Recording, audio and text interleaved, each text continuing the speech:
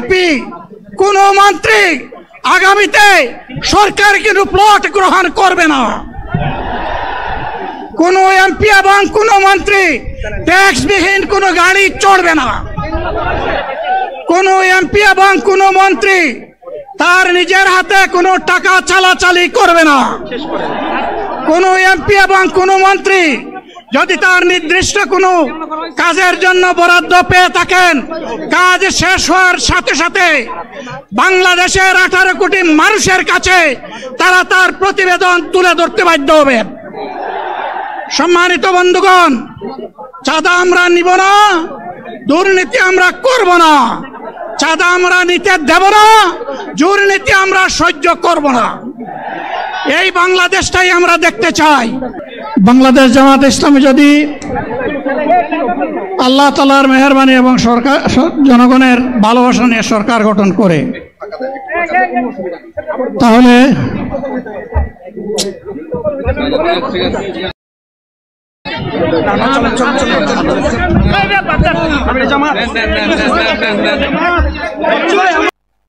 সংগ্রামী দেশবাসী, মহান আল্লাহর কাছে আমরা শুকরিয়া আদায় করছি যে মহান আল্লাহ তাআলা আজকে অনুকূল আবহাওয়ার মধ্য দিয়ে আজকের এই ঐতিহাসিক জাতীয় সমাবেশকে সমাপ্তির পর্যায়ে পৌঁছার তৌফিক দিয়েছেন। আলহামদুলিল্লাহ। আমরা খবর পাচ্ছি রাজধানী ঢাকার সমস্ত প্রবেশ মুখ থেকে সোহরাওয়ার্দী উদ্যান পর্যন্ত সারা রাজধানী জনসমুদ্রে পরিণত হয়েছে।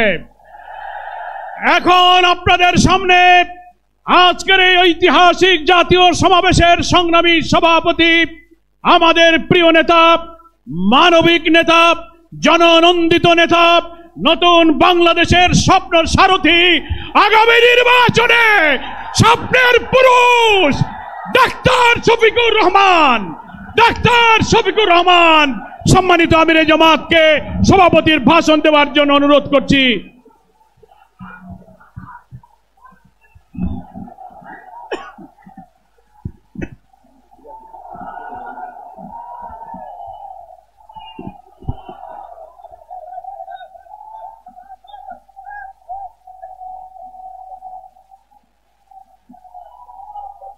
আসসালামু আলাইকুম ওয়া রাহমাতুল্লাহ।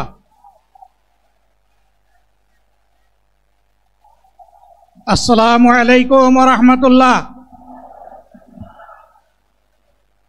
আলহামদুলিল্লাহি রাব্বিল আলামিন ওয়াসসালাতু ওয়াসসালামু আলা রাসূলিহিল কারীম ওয়া আলা আলিহি ওয়া সাহবিহি ওয়া আহলি বাইতি আজমাইন।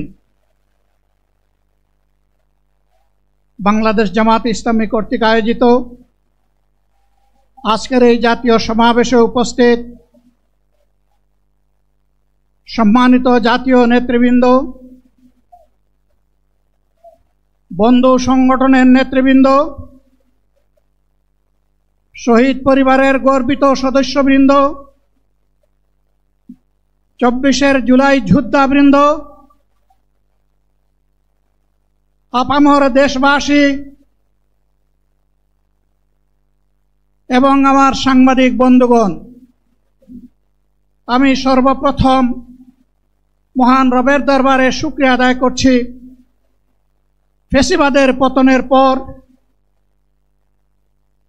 অত্যন্ত অনুকূল পরিবেশে আল্লাহ রাব্বুল আলামিন আজকের এই সমাবেশটি করার আমাদেরকে তৌফিক এনায়েত করেছেন। আলহামদুলিল্লাহ। 2 দিন আগে ঝড়ধারায় বৃষ্টি ঝরেছে। অনেকে আশঙ্কা করেছিলেন কি হবে, মানুষগুলা সেদিন কি শান্তিতে বসে 2টি কথা শোনার সুযোগ পাবে। আল্লাহ রাব্বুল আলামিন আজকের দিনটা অনেকটা এয়ার কন্ডিশন করে দিয়েছেন। আলহামদুলিল্লাহ। বৃষ্টি নেই, তীব্র রোদও নেই। আল্লাহ তাআলার পক্ষ থেকে তার গোলামদের প্রতি এই যে মেহেরবানি, এর জন্য নত শিরে আরেকবার আমি শুকরিয়া আদায় করছি। আলহামদুলিল্লাহ। সম্মানিত বন্ধুগণ, যাদের ত্যাগ এবং কুরবানির বিনিময়ে 15.5 বছরের কঠিন অন্ধকার যুগের যাতাতলে পিষ্ট হয়ে যারা তিলে তিলে দুনিয়া থেকে নির্যাতিত হয়ে বিদায় নিয়েছেন, অপশক্তির বিরুদ্ধে প্রতিবাদ করতে গিয়ে বিদায় নিয়েছেন, যারা লড়াই করে আহত হয়েছেন, পঙ্গুত্ব বরণ করেছেন, আমরা তাদের সকলের কাছে গভীরভাবে ঋণী। মহান আল্লাহর দরবারে তৌফিক চাই, বাংলাদেশ জামাতে ইসলামীর অস্তিত্ব যতদিন থাকবে আল্লাহ যেন তাদের ঋণ পরিশোধ করার শক্তিটাও ততদিন আমাদেরকে দান করেন। আমি গভীর পরিতাপের সাথে আপনাদেরকে জানাচ্ছি, আজকের এই বিশাল সমাবেশ আয়োজন করতে গিয়ে আমাদের তিনজন ভাই ইতিমধ্যেই দুনিয়া থেকে বিদায় গ্রহণ করেছেন। খুলনার দাবকুপ উপজেলার আমির জনাব মৌলানা আবু সাইদ বিদায় নিয়েছেন। পাবনার বয়োজ্যেষ্ঠ একজন মুরব্বী জনাব মুস্তাফিজুর রহমান, তারা এই আয়োজনে আসতেই পারেননি। আসার পথেই আল্লাহ তাআলা তাদেরকে তার কাছে তুলে নিয়েছেন। আরেকজন ভাই এখানে অসুস্থ হয়ে তিনিও ইন্তেকাল করেছেন, শাহ আলম। মহান রবের দরবারে দোয়া করি আল্লাহ তাআলা তাদের উপর রহম করুন, তাদেরকে ক্ষমা করুন, জান্নাতুল ফেরদাউসের নিয়ামত তাদেরকে দান করুন, তাদের আপনজনদেরকে আল্লাহ তাআলা সবরে জামিল আতা করুন। সম্মানিত ভাইয়েরা, আবু সাইদরা যদি বুক পেতে না দাঁড়াতো, এই জাতির মুক্তির জন্য যদি বুকে গুলি লুফে না নিত, হয়তোবা আজকের এই বাংলাদেশটা আমরা দেখতাম না। ইতিমধ্যে হয়তো আরো অনেক মানুষের জীবন ফ্যাসিবাদীদের হাতে চলে যেত। 24-এ জীবন বাজি রাখা এই যুদ্ধটা যদি না হতো, তাহলে আজকে যারা বিভিন্ন ধরনের কথা এবং দাবি দাওয়া পেশ করছেন, তারা তখন কোথায় থাকতেন? অতএব আসুন, যাদের ত্যাগের বিনিময়ে আল্লাহ তাআলার এই নিয়ামত পাওয়া, তাদেরকে যেন অবজ্ঞা এবং অবহেলা না করি। শিশু বলে তাদেরকে যেন তুচ্ছ তাচ্ছিল্য না করি। অহংকার বলে অন্য দলকে যেন তুচ্ছ তাচ্ছিল্য না করি। অরাজনৈতিক ভাষায় আমরা যেন কথা না। যদি এইগুলো আমরা পরিহার করতে না পারি, তাহলে বুঝতে হবে যারা পারবেন না, ফ্যাসিবাদের রূপ তাদের মধ্যে নতুন করে বাসা বেঁধেছে। আমরা আশা করব আমরা এগুলা করব না, কেউ এগুলা করবে না, বরঞ্চ রাজনৈতিক শিষ্টাচার রক্ষা করে জাতীয় ঐক্যের বীজতলাটা আমরা সবাই মিলে একসাথে তৈরি করব ইনশাআল্লাহ। সম্মানিত ভাইয়েরা, আসরের নামাজ আসন্ন, আরো অনেক বক্তা ছিলেন, তাদেরকে আমরা দিতে পারি নাই, আমরা দুঃখিত। এজন্য আমার লম্বা কথা বলার সুযোগ নেই। যারা এখানে কথা বলেছেন, তারা আমার মনের কথাগুলোই তুলে ধরেছেন। আমি শুধু বলতে চাই, আগামীর বাংলাদেশটা কেমন হবে? আমি বলি আরেকটা লড়াই হবে ইনশাআল্লাহ। একটা লড়াই হয়েছে ফ্যাসিবাদের বিরুদ্ধে, আরেকটা লড়াই হবে দুর্নীতির বিরুদ্ধে ইনশাআল্লাহ। এই দুর্নীতির মূল উৎপাটন করার জন্য যা দরকার, আমরা তারুণ্য এবং যৌবনের শক্তিকে একত্রিত করে সেই লড়াইয়েও ইনশাআল্লাহ আমি জয়লাভ করব। প্রিয় ভাইয়েরা, জামাতে ইসলামী যে দুর্নীতিমুক্ত সমাজ গড়বে, তার প্রমাণ কি? তার প্রথম প্রমাণ হচ্ছে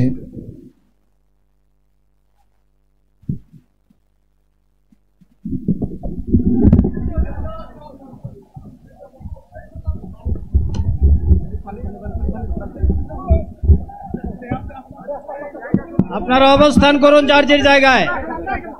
আপনাদের সবকিছু দেখার কেউ জায়গা স্থান পরিবর্তন করবেন না, সবাই জায়গায় থাকেন, সবাই তার নিজ নিজ জায়গায় অবস্থান গ্রহণ করেন, সবাই তার নিজ নিজ জায়গায় অবস্থান গ্রহণ করেন। আপনারা নিজ নিজ জায়গায় থাকুন, প্রয়োজনীয় দিক নির্দেশনা দেওয়া হবে। আপনাদের উত্তেজিত উদ্বেলিত হওয়ার কোনো কারণ নেই। মহান রাব্বুল আলামিনের একান্ত মেহেরবানিতে আমাদের প্রোগ্রাম আলহামদুলিল্লাহ, শুকরান, আলহামদুলিল্লাহ কাসিরান।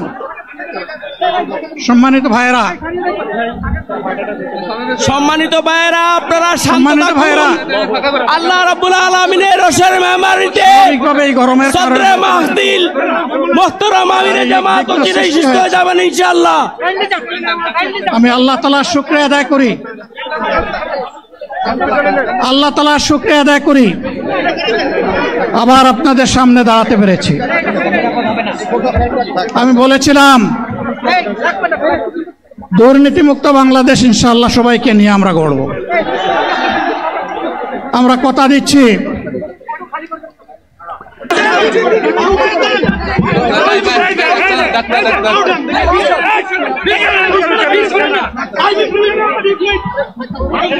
আপনারা নিজ নিজ জায়গায় অবস্থান করুন। আমাদের স্বেচ্ছাসেবকগণ আছেন, সংশ্লিষ্ট বিভাগের দায়িত্বশীলরা আছেন, তারা প্রয়োজনীয় ব্যবস্থা নেবেন। কারো মাইকের সামনে আসার দরকার নেই।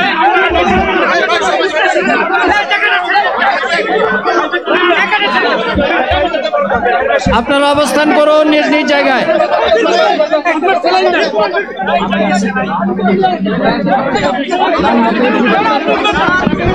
সবাই মেহরবানি করে শান্ত হয়ে বসুন, শান্ত হয়ে বসুন, শান্ত হয়ে বসুন। বক্তব্য বড় ফেলেন আপনি। আপনারা সকলে আমিরে জামাত একটুখানি অসুস্থ হয়েছেন গরমের কারণে হয়েছে, কিন্তু উনি বারবারই চেষ্টা করছিলেন বক্তব্য দেওয়ার জন্যে। ডাক্তাররা বলছেন ওনার আর বক্তব্য রাখা ঠিক হবে না। ওনার যে বক্তৃতা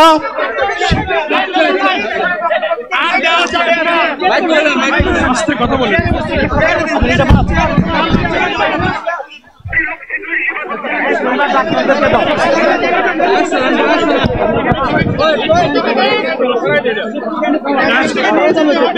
আপনারা নিজ নিজ আসনে উপবেশন করুন। সংগঠনের দায়িত্বশীলগণ প্রয়োজনীয় দিক নির্দেশনা দিবেন। আপনাদেরকে নিজ নিজ জায়গায় অবস্থান করার জন্য অনুরোধ করা হচ্ছে। আচ্ছা দেন না এখানে আপনাদের এই ড্রোনগুলো আলহামদুলিল্লাহ, আলহামদুলিল্লাহ। আরে আল্লাহ যত সময় হায়াত দিয়েছেন, আল্লাহ যত সময় হায়াত দিয়েছেন তত সময় মানুষের জন্য লড়াই করবো ইনশাআল্লাহ। এ লড়াই বন্ধ হবে না। বাংলার মানুষের মুক্তি অর্জন হওয়া পর্যন্ত আমাদের লড়াই অব্যাহত থাকবে। বলছিলাম জামাতে ইসলামী যদি আল্লাহর ইচ্ছা এবং জনগণের ভালোবাসায় বাংলাদেশের মানুষের সেবা করার সুযোগ পায়, তাহলে মালিক হবে না, সেবক হবে ইনশাআল্লাহ। আজ আমি ঘোষণা দিচ্ছি, লক্ষ জনতাকে সাথে নিয়ে বাংলাদেশ জামাতে ইসলামী থেকে যারা আগামীতে সংসদ সদস্য হিসাবে নির্বাচিত হবেন, আরে আপনারা কথা বন্ধ করেন, আপনারা কথা বন্ধ করেন, সবাই বসে পড়েন, সবাই বসেন, বসেন, কেউ দাঁড়াবেন না, সবাই বসেন। যদি আল্লাহর ইচ্ছায় জনগণের ভালোবাসায় বাংলাদেশ জামাতে ইসলামী থেকে সংসদ সদস্যরা নির্বাচিত হয়ে সরকার গঠন করেন, তাহলে কোনো এমপি, কোনো মন্ত্রী আগামীতে সরকার কিন্তু প্লট গ্রহণ করবে না। কোনো এমপি এবং কোনো মন্ত্রী ট্যাক্সবিহীন কোনো গাড়ি চড়বে না। কোনো এমপি এবং কোনো মন্ত্রী তার নিজের হাতে কোনো টাকা চালাচালি করবে না। কোনো এমপি এবং কোনো মন্ত্রী যদি তার নির্দিষ্ট কোনো কাজের জন্য বরাদ্দ পেয়ে থাকেন, কাজ শেষ হওয়ার সাথে সাথে বাংলাদেশের 18 কোটি মানুষের কাছে তারা তার প্রতিবেদন তুলে ধরতে বাধ্য হবেন। সম্মানিত বন্ধুগণ, চাঁদা আমরা নিব না, দুর্নীতি আমরা করব না, চাঁদা আমরা নিতে দেব না, দুর্নীতি আমরা সহ্য করব না। এই বাংলাদেশটাই আমরা দেখতে চাই। যুবকদেরকে আমরা স্পষ্ট ভাষায় বলতে চাই, বন্ধুগণ, তোমাদের সাথে আমরা আছি। আমি আজকে জামাতের আমির হিসাবে এখানে কথা বলতে আসিনি। আমি এসেছি বাংলাদেশের 18 কোটি মানুষের একজন হয়ে কথা বলতে। আমি শিশুদের বন্ধু, আমি যুবকদের ভাই, আমি বয়স্কদের সহযোদ্ধা, আমার বোনদের আমি ভাই। সুতরাং তাদের মুক্তির জন্যই আমি দায়িত্ব নিয়ে আজকে এখানে দাঁড়িয়েছিলাম। আল্লাহর ইচ্ছা শরীর আমাকে সাময়িকভাবে সহযোগিতা করে নাই, এটাও আল্লাহর ইচ্ছা যে এখন আল্লাহ আমাকে কথা বলার সুযোগ দিচ্ছেন। আমি বলতে চাই, বাংলাদেশের নির্দিষ্ট কোন শ্রেণীর মুক্তির জন্য আমাদের এই লড়াই নয়। রাস্তার একজন পরিচ্ছন্নতা কর্মী, চা বাগানের একজন শ্রমিক,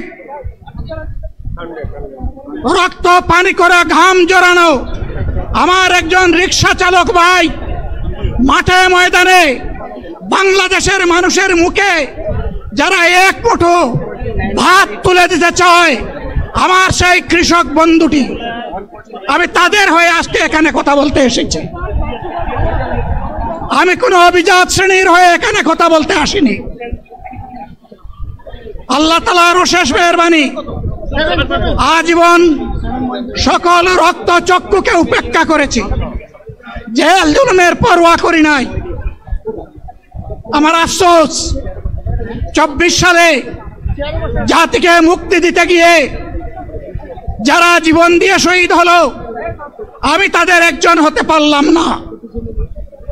আপনাদের কাছে দোয়া চাই, ইনসাফের ভিত্তিতে একটি দেশ গড়ে তোলার জন্য আগামীতে যে লড়াই হবে, আমার আল্লাহ যেন সেই লড়াইয়ে আমাকে একজন শহীদ হিসাবে কবুল করেন।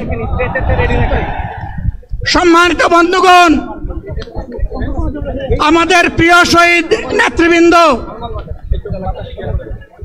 2006 সালের 28 অক্টোবর থেকে শুরু করে পল্টন গণহত্যা, শাপলা গণহত্যা, সারা দেশের গণহত্যা, পিলখানার গণহত্যা, 24-এর গণহত্যা, এই গণহত্যা যারা করেছে তাদের সকলের বিচার বাংলাদেশের মাটিতে নিশ্চিত করতে হবে। এদের বিচারের দৃশ্যমান প্রক্রিয়া শুরু না করা পর্যন্ত পুরানা ব্যবস্থাপত্রে বাংলাদেশ আর চলবে না। এতগুলা মানুষ এমনি এমনি জীবন দেয় নাই, জীবন দিয়েছে জাতির মুক্তির জন্যে। যদি বস্তাপোতা পুরানা সবকিছুই টিকে থাকবে, তাহলে কেন তারা জীবন দিয়েছিল? যারা ওই বস্তাপচা ব্যবস্থাপনায় বাংলাদেশকে আবার গড়তে চান, তাদেরকে আমরা বলি, জুলাই যুদ্ধ করে যারা জীবন দিয়েছে, আগে তাদের জীবনটা ফেরত এনে দেন। যদি শক্তি থাকে ফেরত এনে দেন। আপনারা পারবেন না, যেহেতু পারবেন না, কাজেই নতুন ব্যবস্থায় নতুন বাংলাদেশ গড়ে তোলা হবে ইনশাআল্লাহ। শিশু, কিশোর, যুবক, মা, বোন, শ্রমিক, ছাত্র, জনতা, ব্যবসায়ী, সবাইকে যেই দেশ, যেই সংবিধান, যেই রাষ্ট্র নিরাপত্তা দিতে পারবে, সেই নতুন বাংলাদেশ আমরা গড়ে তুলতে চাই। ভাইয়েরা, আমাকে সবাই চাপ দিচ্ছে, কেউ বলে ভাই শেষ করেন, কেউ বলে চাচা শেষ করেন। আমি তাদেরকে নিশ্চয়তা দিয়ে বলছি, আমার মৌত আমার আল্লাহ নির্ধারিত সময় থেকে 1 সেকেন্ড আগে হবে না, এবং হায়াত যা দিয়েছেন তার 1 সেকেন্ড আগেও আমি যাব না। অতএব মহান আল্লাহর কাছে আবারও তৌফিক চাই। আপনাদের কাছে যে কষ্ট হয়েছে, আপনারা, আমি তো এখানে শান্তিতে বসাছিলাম আর চতুর্দিকে শুধু দৃষ্টি বুলাচ্ছিলাম। কি কষ্ট হচ্ছে আমার ভাইদের। প্রিয় ভাইরা, এই কষ্ট আল্লাহর জন্য, এই কষ্ট কার জন্যে? ইনশাআল্লাহ আল্লাহ তাআলা আপনাদেরকে তার উপযুক্ত যা দুনিয়ায় দিবেন, আখিরাতে দিবেন। আপনাদের এই ত্যাগের বিনিময়ে নতুন বাংলাদেশ আমরা পেয়ে যাব। আসুন সেই নতুন বাংলাদেশের জন্য একবার স্লোগান দিয়ে শেষ করি, নারায়ে তাকবীর। আসসালামু আলাইকুম ওয়া রাহমাতুল্লাহ।